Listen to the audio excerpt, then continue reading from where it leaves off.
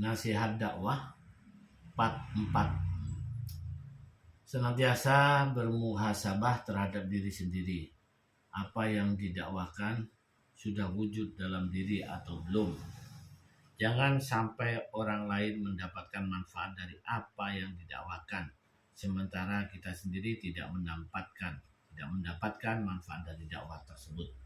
Orang yang tidak mendapat tiruan dari ulama ahli dakwah, bagaimana ia akan mendapat yang asli? Sedangkan ulama dalam usaha ini duplikat dari para sahabat Rasulullah Sallallahu Alaihi Wasallam. Senantiasa menganggap bahwa orang lain lebih baik daripada diri sendiri, sehingga kebaikan orang lain akan datang kepada kita. Apabila melihat kekurangan orang lain, kelak keburukan orang itu akan terbentuk dalam diri kita.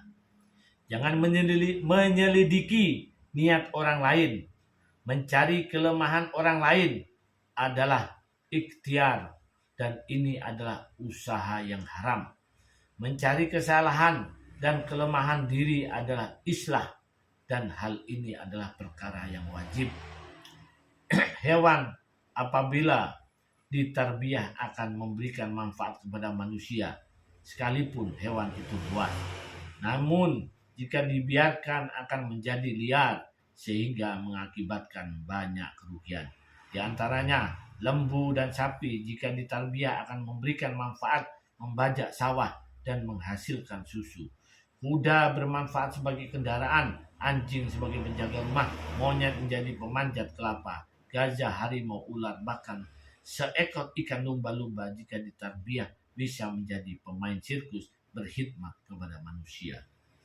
Apabila manusia yang diciptakan oleh Allah Subhanahu wa taala dengan bentuk kejadian yang paling sempurna, jika manusia ditarbiyah, maka ia akan hidup mulia yang derajatnya melebihi malaikat. Namun apabila dibiarkan, maka manusia akan menjadi hina yang kehinaannya melebihi setan, laknatullah alaih. Hati manusia ibarat sebidang tanah lapang. Bila dibiarkan tidak digarap, akan tumbuh rerumputan, dan hewan-hewan seperti kambing, sapi, dan kerbau akan datang merumput. Apabila dibiarkan terus-menerus, akan tumbuh semak belukar, dan jenis hewan yang datang pun bertambah banyak, seperti serangga, ular, tikus, dan sebagainya. Dan jika terus dibiarkan, akan berubah menjadi hutan belantara yang menjadi tempat tinggal binatang buas. Maka muncullah sifat-sifat hewan pada diri manusia, seperti sifat binatang ternak, bangun tidur, mencari makan, kumpul-kumpul, kawin, kemudian tidur lagi.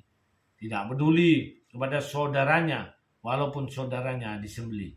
Sifat semut mampu mengangkat benda yang lebih berat dari dan lebih besar dari tubuhnya. Mengumpulkan harta sampai ia mati, tertimbun oleh hartanya sendiri. Sifat tikus menggerogoti apa saja yang dia inginkan. Sifat ular melilit leher mangsanya, kemudian menelannya bulat-bulat. Sifat anjing menjilat siapa saja yang memberinya makan. Sifat harimau, mereka mencari dan menindas yang lemah, membunuh dahulu kemudian memakannya. Hari ini makan apa, besok makan di mana, lusa makan siapa. Sifat babi selalu berkubang di tempat yang kotor, bahkan memakan kotorannya sendiri. Jika ekornya ditarik, malah maju ke depan, dan jika didorong malah mundur ke belakang. Sifat burung merak suka memamerkan kehidupan tubuhnya. Bagaimana ladang sebidang tanah ini? Hati manusia itu ibarat sebidang tanah yang lapang. Bagaimana sebidang tanah yang lapang ini kita rawat, kita jaga sehingga bersih, maka akan mendapatkan manfaat yang bagus terhadap yang lainnya.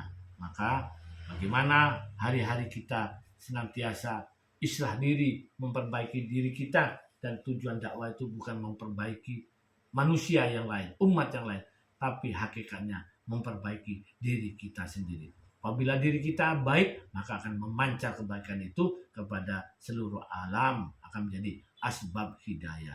Alhamdulillah, demikian nasihat-nasihat dakwah dari para ulama-ulama dakwah semoga bermanfaat dan bisa dijadikan renungan dalam dakwah kita.